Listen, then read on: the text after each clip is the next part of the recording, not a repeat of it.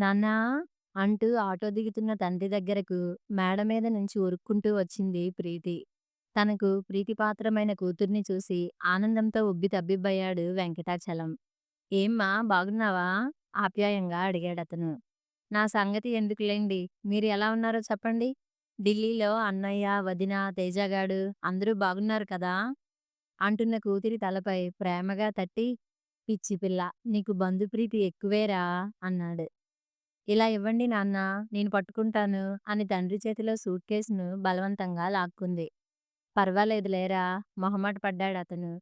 చూడండి, వయసులో ఉన్నప్పుడు మా బరువు ఎలాగో మోసారు, కనీసం ఇప్పుడన్నా మీ లగేజ్ బరువు మొయ్యనివ్వరా అంటూ తన ఇంట్లోకి తీసుకెళ్ళింది. తండ్రిని హాల్లో కూర్చోబెట్టి బల్ల మీద ఉన్న ఆ రోజు న్యూస్ పేపర్ చేతికి ఇచ్చి, చదువుతూ ఉండండి, ఇప్పుడే వస్తాను అంటూ వంటింట్లోకి పరిగెత్తింది. కొద్ది క్షణాల్లో ప్లేటులో కాజా తీసుకొచ్చింది. ఏమిటమ్మా ఇదంతా? మర్చిపోయారా? ఈరోజు మీ అమ్మాయి పుట్టినరోజు, అందుకే ఇవన్నీ చేశాను. చెప్పండి నాన్న, నా మేనల్లుడు బాగా అల్లరి చేస్తున్నాడా? వెధవ. ఒకసారి మా ఊరు రారా అంటే అలాగేనని ఒప్పుకొని, నా చేత అన్నీ కొనిపించుకొని, తీరా బయలుదేరే టైంకి ఏడుపు లంకించుకున్నాడు. గడగడ మాట్లాడుతున్న కూతుర్ని అలాగే చూస్తూ ఉండిపోయాడు. ఏంటి నాన్నా అలా చూస్తున్నారు? నీ మాటలతో ఎదుటి వాళ్ళని ఊపిరాడకుండా చేస్తావు. నేను వచ్చినప్పటి నుంచి నువ్వు మాట్లాడడమే తప్ప నాకు అవకాశం ఇచ్చావురా? అసలు ఇన్ని మాటలు నిమిషాల మీద ఎలా పుట్టుకొస్తాయిరా?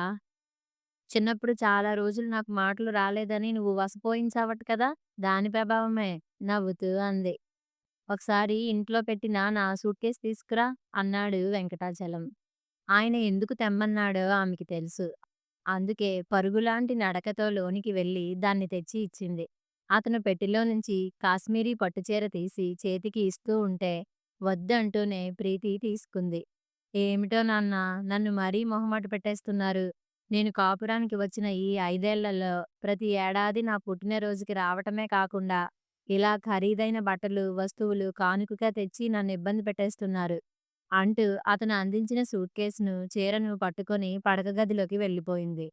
ముద్దుల కూతురి కళ్ళల్లో వెలుగుని చూసిన అతను ఆనందంగా కళ్ళు తుడుచుకున్నాడు. ఏమ్మా, అబ్బాయి గురించి ఇదివరకేదో చెప్పావు, ఇప్పుడు బాగానే చూసుకుంటున్నాడా? లోపల నుంచి వచ్చిన ప్రీతిని అడిగాడు. ఏం బాగు నాన్నా, నా సరదాలు, బాధలు అస్సలు పట్టించుకోరు. నేను అడిగిన ప్రతిదానికి తల ఊపుతారు. తీరా చివరికి తను అనుకున్నట్లే చేస్తారు. ఏదో మీ స్నేహితుడి కుమారుడికి ఇచ్చి చేశారు కదా, మిమ్మల్ని రోడ్డున పెట్టడం ఇష్టం లేక సర్దుకుపోతున్నాను. ఏమ్మా, అతనేమన్నా దుర్వ్యసనాలు నేర్చుకున్నాడా? అవి ఉన్నా అంత బాధ ఉండదు నాన్నా. కానీ నన్ను ఆశల అంచుకు తీసుకెళ్ళి అమాంతం కిందకి తోసేస్తారు. మీకు గుర్తుందా? చిన్నప్పుడు మిమ్మల్ని ఏది అడిగినా కాదనక నా కోరికలన్నీ తీర్చేవారు. కానీ ఈయన ఎందుకులే నాన్నా, తెలిసిన మనిషికి ఇచ్చాను కదా! మీ కూతురు బాగా సుఖపడిపోతుంది అనే భ్రమలో మీరున్నారు. మీ అందమైన కలను పాడు చేయడం నాకిష్టం లేదు. నా కష్టాలన్నీ చెప్పి మిమ్మల్ని బాధ పెట్టాలని లేదు. లేవండి, రాత్రి ప్రయాణంలో బాగా అలసిపోయినట్లున్నారు. బాత్రూంలో నీళ్లు పెడతాను. స్నానం చేసి కాసేపు నడుం వాల్చండి అని కళ్ళు తుడుచుకుంటూ స్నానాల గది వైపు వెళ్ళిపోయింది. కూతురి మాటలు విన్న వెంకటాచలం గుండె మండిపోయింది. మిత్రుడు గురునాథం కొడుకే కదా అని తన ప్రాణాన్ని వాడి చేతుల్లో పెడితే ఇలా ఆడుకుంటాడా? ఎదురుగా కనిపిస్తే ఎంత ఆప్యాయంగా మాట్లాడతాడు. వీడితో కాదు, ఈ విషయాన్ని ఆ గురునాథంతో తేల్చుకోవాల్సిందే. స్నానం చేసి మంచంపై పడుకున్న కూతురి గొంతులో బాధ సరిగ్గా నిద్రపోనీయలేదు. మధ్యాహ్నం భోజనం చేశాక మనశ్శాంతి కోసం ఊరు చూసి రావటానికి బయటికి వెళ్ళిపోయాడు. సాయంత్రం ఆప్యాయంగా పలకరించిన అల్లుడిని చూసి అతని గుండె రగిలిపోయింది. వెంకటాచలానికి తన పెద్ద కూతురు ప్రీతి అంటే వల్లమాలిన అభిమానం. కష్టాల్లో ఉన్న సమయంలో తన ఇంట మహాలక్ష్మిలా జన్మించింది ప్రీతి. ఆమె పుట్టాక తన కష్టాలన్నీ అంచెలంచెలుగా దూరమయ్యాయి. అంతేగాక శ్రీ మహాలక్ష్మిలా అందమైన రూపం. అందుకే తను పూర్తిగా పెద్ద కూతురికి లొంగిపోయాడు. తండ్రి గారంలో పెరిగిన ఆమె అడిగిందే తడవుగా కొండమీద కోతినైనా తెచ్చిచ్చేవాడు. 20 సంవత్సరాలుగా పుట్టింట్లో తన ముచ్చట్లన్నీ తీర్చుకున్న ప్రీతికి భర్త తాను కోరిన కొన్ని కోరికలను వాయిదా వేయటం, కొన్ని సరదాలను పట్టించుకోకపోవటం నచ్చలేదు.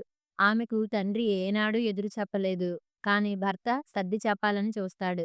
అలాగని ఆమెపై చేయి చేసుకోవడం గానీ, మనసు గాయపడేలా మాట్లాడడం గానీ చేయలేదు. ప్రీతి మాత్రం చాలా సార్లు అతనితో గొడవ పడి భర్త మనసు గాయపడేలా ప్రవర్తిస్తూ ఉంటుంది. ఇవేవి వెంకటాచలానికి తెలియవు. అతనికి తెలిసిందల్లా విశ్వానికి ఇచ్చి చేసిన ప్రీతి నరకయాతన అనుభవిస్తుంది అంతే. తన కూతురింటికి వచ్చినప్పుడల్లా ఆమె తన కష్టాలను ఏకరవు పెడుతూ ఉంటే విశ్వానికి విడాకులిప్పించి కూతుర్ని తనతో తీసుకుపోవాలి అన్నంత ఆవేశం వెంకటాచలానికి వస్తూ ఉంటుంది. కానీ ఆ మాట ఏనాడూ తన కూతురి నోట రానందున అతను సంభాళించుకుంటున్నాడు. ఆ రాత్రి హాల్‌లో పడుకున్నాడతను. తన కూతురి కన్నీళ్లు గుర్తుకొచ్చి అతనికి సరిగ్గా నిద్ర పట్టలేదు. అర్ధరాత్రి వేళ ప్రీతి గొంతు పెంచి విశ్వంతో మాట్లాడటం వినిపించింది. "నాకేమీ చెప్పొద్దు. ఏం మీ అమ్మగారికి మీరొక్కరే కొడుకా? ఆవిడ మన ఇంట్లో ఉంటే తన కోసం ఖర్చు పెట్టడం మన బాధ్యత. మీ అన్నయ్య ఇంట్లో ఉన్నప్పుడు ఆవిడ్ని ఆయనే చూసుకోవాలి. అంతేగాని ఆవిడ కోసం నా సరదాలను వాయిదా వేసుకోమంటే ఊరుకునేది లేదు." మెల్లిగా అవతల మీ నాన్నగారు ఉన్నారు. ఉంటే తనేదో బ్రహ్మాండమైన సంబంధం తెచ్చేసానని మురిసిపోతున్నాడాయన. ఆ బ్రహ్మాండమేదో నాకు బద్దలైపోతోంది. ఈ తల్లిదండ్రులున్నారే, ఆడపిల్లని ఎవరో ఒకరికి అంటగట్టేసి వదిలించేసుకుందాం అనుకుంటారు గానీ, ఆ పిల్లకి కొన్ని ఆశలుంటాయని, వాటిని తీర్చేవాడికి ఇచ్చి చేద్దామని అస్సలు ఆలోచించరు కదా! ఆ మాటలు విన్న వెంకటాచలానికి జీవితంలో తొలిసారి ప్రీతి మీద అసహ్యం వేసింది. ఎంతో ప్రేమగా చూసిన తనను ఎలా తీసిపడేస్తోంది? ప్రీతి ప్లీజ్, మన పెళ్ళైన 5 ఏళ్లలో నీకేం తక్కువ చేశానని అలా మాట్లాడుతున్నావు? నువ్వు ఎప్పుడు ఏమడిగినా కాదనకుండా తీరుస్తూనే ఉన్నా కదా! ఏదో 1, 2 సార్లు అనుకోని ఇబ్బందులొచ్చి నీ కోరికలు వాయిదా వేస్తున్నానే తప్ప ఏనాడైనా ఎగ్గొట్టానా? ఎక్కడ తీర్చారు? కిందటి సంవత్సరం పుట్టినరోజు కోరిక నా మెడలో కొత్త మోడల్ నెక్లెస్ వేసుకోవాలని. మార్కెట్‌లో మోడల్స్ మారిపోతున్నాయి కానీ నా మెడలోకి నెక్లెస్ రావటం లేదు. అదే మా నాన్నయితే అడిగిన అరక్షణంలో ఆ వస్తువు తెచ్చి ఇచ్చేవాడు. మీరు ఉన్నారు ఎందుకు? ఎరక్కపోయి కట్టుకున్నాను. వెంకటాచలం త్రుళ్ళిపడ్డాడు. ఇప్పుడు విశ్వం నోటి నుంచి ఎలాంటి మాటలు వినవలసి వస్తుందోనని ఆ తండ్రి గుండెలు గుబగుబలాడాయి.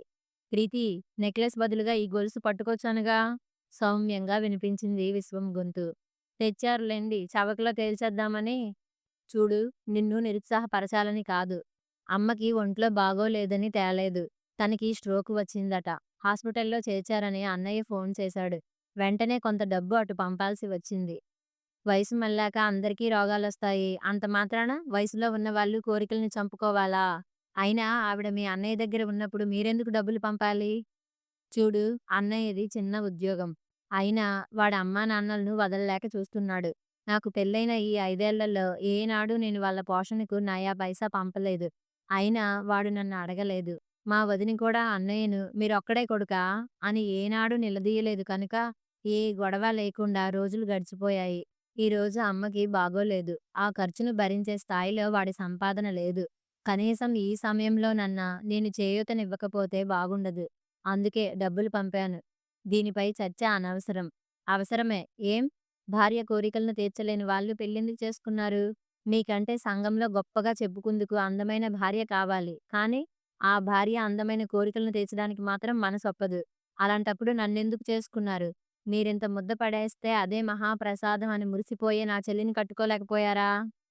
ఊరుకో. పెళ్ళైన అమ్మాయి గురించి పెద్ద మాటలు మాట్లాడకు. ఎవరైనా వింటే బాగుండదు. ఏంటి, మహారాజు గారికి మరదల మీద మనసు మళ్ళినట్లుంది? ప్రీతి మాటలు వినలేక వెంకటాచలం శబ్దం కాకుండా వీధి తలుపు తెరిచి బాల్కనీలోకి వచ్చాడు. తలుపు బయట గొళ్ళెం పెట్టి మెట్లెక్కి డాబా మీదకెళ్ళాడు. అకస్మాత్తుగా అతనికి తన రెండవ కూతురు శ్యామల గుర్తుకొచ్చింది. అతని కళ్ళ ముందు తన ఇద్దరు కూతుర్ల బాల్యం, వారి పట్ల తన ప్రవర్తన మెదిలాయి. ప్రీతి ఆటల్లో పడిపోయి ఏడుస్తూ ఉంటే లేవదీసి ఎదురుగా ఉన్న కిరాణా షాపులో చాక్లెట్లు కొనిచ్చేవాడు. కానీ శ్యామలకు దెబ్బ తగిలి ఏడుస్తూ వస్తే అంత ఒళ్ళు మర్చిపోయి పరిగెడితే పడిపోరా అని తిట్టేవాడు. ప్రీతి గుండెల మీద తనను కరుచుకొని పడుకుంటే శ్యామల మంచం పక్కన నేల మీద తండ్రి వాత్సల్యాన్ని ఆశిస్తూ పడుకునేది.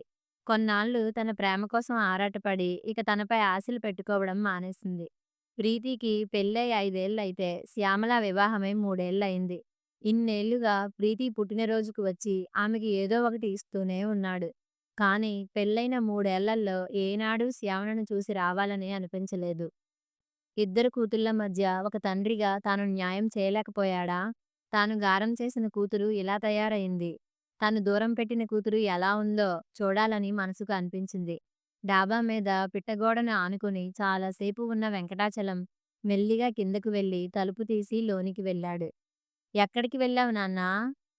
ఆయన అనుకోకుండా బయటికి వచ్చి చూస్తే నువ్వు కనబడలేదు. వీధి తలుపు గడియ పెట్టుంది. ఎంత కంగారు పడ్డామో తెలుసా? అంటున్న ప్రీతిని సూటిగా చూడలేకపోయాడు.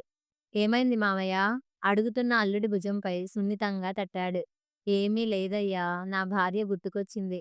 ఆ కాలం మనిషి కదా! నాకు ఇది కావాలి అని ఎప్పుడూ అడిగేది కాదు. నేను ఏది ఇస్తే అదే తీసుకునేది. ఆర్థిక సమస్యలు ఉన్న రోజుల్లో దాని చేయూతే లేకపోతే ఏమైపోయేవాడినో. వెళ్ళండి వెళ్లి పడుకోండి అంటూ మంచంపై నడుము వాల్చాడు అతను. తమ మధ్య గొడవ వినే ఆయన అలా అంటున్నాడని వాళ్ళకి అర్థమైంది. అదేంటి నాన్న అప్పుడే వెళ్ళిపోతానంటున్నావ్? ఇంతకు ముందు వచ్చినప్పుడు వారం రోజులు ఉండి వెళ్ళేవాడివిగా? మరునాడే వెళ్ళిపోతాను అంటున్న తండ్రిని ప్రీతి అడిగింది. లేదమ్మా, ఢిల్లీలో అన్నయ్య వాళ్ళు ఊరు వెళ్ళాలట. అతని మాటలు పూర్తి కాకుండానే ప్రీతి అందుకుంది. అంటే నిన్ను ఇంటి కాపలా పెట్టి పోతారా వాళ్ళు? వెంకటాచలానికి చెంప చెల్లుమన్నట్లు అనిపించింది. పసితనంలో తను పెడసరంగా మాట్లాడుతున్నా గారం వల్ల ఎన్నడూ ఆమెను వారించేవాడు కాదు. అందుకే పెద్దయినా ఇలా పెలుసుగా మాట్లాడడం అలవాటైపోయింది. వాడు నన్ను రమ్మనే అన్నాడు. వయసు మళ్ళిన వాడిని కదా! ఎవరో చెప్పినట్టు వయసు మళ్ళాక అందరికీ రోగాలు వస్తాయి. అంత మాత్రాన వయసులో ఉన్నవాళ్ళు కోరికల్ని చంపుకోవాలా? అందుకే నేనే ఇల్లు చూసుకుంటాను. వాళ్ళని వెళ్లి రమ్మన్నాను. ఈ మధ్యలో ఒక 2 రోజులు రాజమండ్రి కూడా వెళ్దాం అనుకుంటున్నాను. దాని పెళ్ళయ్యాక ఎప్పుడూ శ్యామల ఇంటికి వెళ్ళలేదు. పెద్దవాడిని అయిపోయాను. ఇప్పట్లో మళ్ళీ ఇటువైపు రాలేనేమో. రాత్రి ప్రీతి మాటలు విన్న అతను తన కూతుర్ని కొన్నేళ్ల పాటు చూడకూడదు అని నిర్ణయించుకున్నాడు. ఏమిటి ఉన్నట్లుండి మీ రెండవ కూతురి మీద ఆప్యాయత పుట్టుకొచ్చింది? అది నాలాగా ఏమీ ఇబ్బందులు పడటం లేదు. వాళ్ళ ఆయన ఈ అల్లుడు కన్నా నయమే. ఆ రాత్రి శ్యామల ఇంటికి తొలిసారిగా వెళ్తున్న వెంకటాచలాన్ని ప్రీతి దంపతులు బస్సెక్కించారు. బాబూ, తండ్రిగా కూతుర్ని సాకటం వేరు, భార్యగా ఆడదాన్ని చూసుకోవడం వేరు. ఎప్పుడన్నా అది దురుసుగా మాట్లాడితే కారణం మాత్రం అది కాదు. విజ్ఞుడివి అర్థం చేసుకో అని అల్లుడితో చెప్పాడు అతను. పసితనం నుంచి తను చేసిన గారమే ప్రీతిని చెడగొట్టిందన్న ఆయన తాత్పర్యం విశ్వానికి అర్థమైంది. శ్యామల వీధి గదిలో టేబుల్ ముందు కూర్చుని చదువుకుంటున్న ఆమె త్రుళ్ళిపడింది. అది నాన్న గొంతులా ఉందే! తన ఇంటికి తండ్రి వచ్చాడా? సంశయంతో వెనక్కి తిరిగిన ఆమె తన ముందు వెంకటాచలం నిలిచి ఉండటం గమనించి కన్నీళ్ల పర్యంతం అయింది. అంతలోనే ఆమె ముఖం పాలిపోయింది. ఏంట్రా అలా చూస్తావ్? నేనురా మీ నాన్నని. నాన్నా! అంటూ శ్యామల తండ్రి పాదాలకు నమస్కరించింది. తండ్రి తన భుజాలను పట్టుకుని లేవదీస్తాడని ఆశించింది కానీ, సరే సరేలే అంటూ ఆమె లేచిన కుర్చీ లాక్కుని కూర్చున్నాడు. తండ్రి నేలపై ఉంచిన సూట్కేస్‌ను పడక గదిలో పెట్టి మంచినీళ్లతో వచ్చింది ఆమె. బల్లపై ఆ పుస్తకాలేమిట్రా? తాగిన నీళ్ల గ్లాసుని కూతురి చేతికి అందిస్తూ అడిగాడు. మీరు నాకు డిగ్రీ వరకు చెప్పించారు. చదివిన చదువుని సార్థకం చేసుకోవాలని ఉద్యోగ ప్రయత్నాలు చేస్తున్నాను నాన్నా. నేను సంపాదిస్తే ఆర్థికంగా ఆయనకు ఆసరా ఇచ్చిన దాన్నవుతానని అనిపించింది. కూతురి మాటలకు ఆయన మనసు ఉప్పొంగింది. శ్యామల ఎంతలా ఎదిగింది. ఇలాంటి కూతుర్నా తను దూరం పెట్టాడు. అయినా ఆడది భర్త సహకారం లేకుండా పైకి రాలేదు కదా! అబ్బాయి మునుపు ముందు మనకు తెలియనివాడు. బయట వాళ్ళకి పిల్లని ఇచ్చే ముందు అబ్బాయి గుణగణాలు కాస్త విచారించండి అని తన భార్య పోరు పెట్టింది. కానీ తాను వితండవాదం చేశాడు. దాని వాలకం చూడు. నీ కూతురు ఓ పెద్ద రంభ మరి. అలాంటి దానికి మన్మధుడెవ్వడు కాచు కూర్చోలేదు. దానికి ఎన్ని సంబంధాలు చూసాం. ఆఖరికి ఈ కుర్రాడు చేసుకుంటానన్నాడు. అబ్బాయి గుణగణాలంటూ ఈ సంబంధం కూడా చెడగొట్టుకుంటే దీనికి ఈ జన్మలో పెళ్ళైనట్లే మరి అని కూతురి ఎదురుగానే పెళ్ళాన్ని వాయించి పడేశాడు. శ్యామల తన మాటకి ఎదురు చెప్పకుండా ఇతన్ని కట్టుకుంది. తాను ఎంచుకున్న అల్లుడు గుణవంతుడని ఇప్పుడు రుజువైంది కదా! ఏమిటి నాన్నా ఆలోచిస్తున్నారు? అదే నీ కాపురం బాగానే ఉంది. కానీ ప్రీతి గురించేరా? అది కన్నీళ్లు పెట్టని రోజు లేదు. భర్త నుంచి తాను ఆశించినది ఏదీ దక్కటం లేదని ఉద్రేకపడిపోతూ ఉంటుంది. బావ మంచివాడే నాన్నా. కాకపోతే తండ్రి దగ్గర నడిచినట్లు భర్త దగ్గర నడవాలంటే కొన్ని సమయాల్లో కుదరకపోవచ్చు. అతనికి కొన్ని సామాజిక బాధ్యతలు ఉంటాయి కదా! కొన్ని సమయాల్లో కొన్ని కోరికలను అతను తీర్చలేకపోవచ్చు. అలాంటి సమయాల్లో మనమే సర్దుకుపోతే ఏ గొడవ ఉండదు. ఆమె మాటలకు వెంకటాచలానికి కోపం వచ్చింది. నీ కాపురం సవ్యంగా ఉంది గనుక నువ్విలా మాట్లాడుతున్నావు. కానీ అది చెప్పేది వింటూ ఉంటే విశ్వానికి విడాకులు ఇప్పించేసి నాతో తీసుకుని పోవాలనిపిస్తోంది. విడాకులు ఇప్పించమని తను మీతో అందా? లేదనుకో. మరి భర్త మీద తను ఎన్ని చెప్పినా అది అతన్ని వదిలి ఉండలేదు నాన్న. అసలు ఈ సంఘంలో అది ఒంటరిగా బ్రతకలేదు. దాని మాటలు పట్టుకొని శ్యామల మాటలను పూర్తి కానీయలేదు అతను. అవునులే, పడవలో ప్రయాణించేవాడికి నదిలో కొట్టుకుపోయేవాడిని చూస్తే లోకువే. ఈత కొట్టి గట్టున పడొచ్చు కదా అంటాడు. ఉచిత సలహాలు ఎన్నైనా ఇవ్వచ్చు. ఆ పరిస్థితిలో తానుంటే ఏం చేసేవాడో ఆలోచించడు కదా! తండ్రి మాటలకు ఆమె బదులివ్వలేదు. ఆ రోజంతా వారి మధ్య మాటలు చాలా తక్కువే. ప్రీతి అయితే తనకు ఊపిరాడనివ్వకుండా మాట్లాడేది. కానీ ఇది ఇంటి పనుల్లో పడి తనను చాలా తక్కువగానే పట్టించుకుంటుంది. అనవసరంగా దీనింటికి వచ్చానా అని ఆ రోజులో 10 సార్లు అనుకునుంటాడు. ఆయన క్యాంప్‌కి వెళ్లారు నాన్న. 4 రోజుల దాకా రారు. మీరు భోజనం చేసేయండి అనడంతో పెందరాళ్ళే భోజనం చేసి ఆమె చూపించిన గదిలో నడుం వాల్చాడు. వంటిల్లు సర్దుకుని వచ్చి తండ్రి మంచం పక్కనే నేల మీద పడుకుందామె. అర్ధరాత్రి ఎవరో తలుపులు బద్దలు కొడుతున్న చప్పుడై వెంకటాచలం లేవబోయాడు. కాని శ్యామల లేవటంతో తిరిగి కళ్ళు మూసుకు పడుకున్నాడతను. కొద్ది క్షణాలకే ఎవరో దబ్బున పడ్డ శబ్దం. ఆ వెనక శ్యామల పెట్టిన కేక వినిపించాయి. త్రుళ్ళిపడ్డ అతను అమ్మాయి కంగారులో వెడుతూ జారిపడిందేమోనన్న ఆదుర్దాతో లేవబోయాడు. వెంటనే అల్లుడి మాటలు వినిపించి ఆ ప్రయత్నం మానుకున్నాడు. నిన్ను కాలెత్తి తన్నినా బుద్ధి రాదే! పిలిచిన వెంటనే తలుపు తీయక ఎక్కడ చచ్చావు? అల్లుడి నోట్లో నుంచి అలాంటి అసభ్య పదజాలం విన్న వెంకటాచలం ఉలిక్కిపడ్డాడు. 4 రోజుల దాకా మీరు ఆ ఇంటికి వెళ్తాను అన్నారని నిద్రపోయాను. వెంటనే మెలకువ రాలేదు. శ్యామల గొంతు భయంతో వణుకుతోంది. నిద్రపోయావా? నా భర్త చేయగలిగింది నేను చేస్తే తప్పేమిటి అని ఎవరినన్నా చూడు, మా అమ్మ డబ్బు కోసం నిన్ను కోడల్ని చేసుకుంది. అలాగని నీకన్నా ముందే పరిచయమైన దాన్ని ఎలా వదిలేస్తాను? నేను మగాణ్ణి. ఏదన్నా చేస్తాను. అలాగని నువ్వు గీత దాటుతానంటే నీ తాట తీసేస్తాను. నీకు దండం పెడతాను. గట్టిగా అరవకండి. ఏ? నేను రాను అనుకుని నువ్వు పిలిపించుకున్నవాడు వింటాడనా? నాకెందుకో ఇలాంటిదేదో చేస్తావని అకస్మాత్తుగా ఇంటికి వచ్చాను. ఎవడే వాడు? ఒరేయ్! నేను లేనప్పుడు వచ్చి నా కొంపకే చిచ్చు పెట్టాలని చూస్తావురా? నిన్ను అంటూ ఆవేశంగా వెంకటాచలం పడుకున్న గదిలోకి వెళ్ళబోయాడు. గది గుమ్మం దగ్గరే శ్యామల అతని కాళ్ళపై పడి, లోపల పడుకున్నది మా నాన్న. ఒక్కసారి ఈ కూతురి కాపురం చూడాలని వచ్చారు. మీరు అల్లరి చేసి ఆయన మనసు కష్టపెట్టొద్దు అని బతిమిలాడింది. మీ నాన్న? అయితే ఇంత అందాల రాశిని బహుకరించినందుకు సన్మానం చేయాల్సిందే. సిగ్గు లేకపోతే సరి. నిన్ను నాకు అంటగట్టి చేతులు దులిపేసుకున్నాడు. కానీ ఈ 3 ఏళ్లలో ఒక్కనాడైనా వచ్చి నీకు తులసాకైనా ఇచ్చాడా? 3 ఏళ్ల తర్వాత ఈ ముసలోడికి కూతురి కాపురం చూడాలి అనిపించిందట. మరి వచ్చినోడు నీకు ఏం పట్టుకొచ్చాడో చెప్పు? ఏమీ తేలేదు కదూ! పుట్టింటి నుంచి ఏమీ తెచ్చుకోలేని అర్భకురాలిని కట్టుకున్నాను కదే! అంటూ ఆవేశంగా శ్యామల జుట్టుని పట్టుకొని నేల మీద ఇచ్చేశాడు. సుమారు అరగంట సేపు అవతల అల్లుడు చేసే దాడికి కూతురికి ప్రాణం కడగంటి గగ్గోలు పెడుతూ ఉంటే వెంకటాచలం లేవలేకపోయాడు. ప్రీతి విషయంలో ఇలా ప్రవర్తించగలడా? ఈ పాటికి అల్లుడితో గొడవ పడేవాడు కదా! 3 ఏళ్లుగా ఇంత నరకయాతన పడుతున్నా తనకు మాట మాత్రంగానైనా తెలియపరచలేదు శ్యామల. ఏమని తెలియపరుస్తుంది? ముఖవర్చస్సు లేని కూతుర్ని ముష్టివాడికైనా ఇచ్చి చేద్దామని నిర్ణయించుకున్నాడు తను. చీమకు కూడా అపకారం తలపెట్టని ఆ పిచ్చిది చీకట్లో ఇలా అల్లాడిపోవడానికి కారణం ముమ్మాటికి తనే. మంచంపై మదనపడుతూ పడుకున్న వెంకటాచలానికి శ్యామల తన మంచం దగ్గరికి వచ్చిన అలికిడి వినిపించింది. ఆమెకు ఈ సౌభాగ్యాన్ని అంటగట్టిన నిర్లక్ష్యం అతన్ని లేవనీయలేదు. గుడ్డి వెలుతురు నిండిన ఆ గదిలో గుండెలోని బాధను తగ్గించుకోవడానికి కరువు తీరా ఏడ్చింది శ్యామల. తన మంచం పక్క నేల మీద కూర్చొని తండ్రి వాత్సల్యం కోసం చూసిన అప్పటి పసిరూపం అతనికి గుర్తుకొచ్చింది. ఇక ఉండబట్టలేక కూతుర్ని ఓదార్చాలని ఇటువైపు తిరిగిన వెంకటాచలానికి మౌనంగా బయటికి వెళ్ళిపోతున్న శ్యామల కనిపించింది. తొలిసారిగా ఆ పిచ్చిదానిపై ఆ తండ్రి గుండెలో మమకారం మొగ్గతొడిగింది.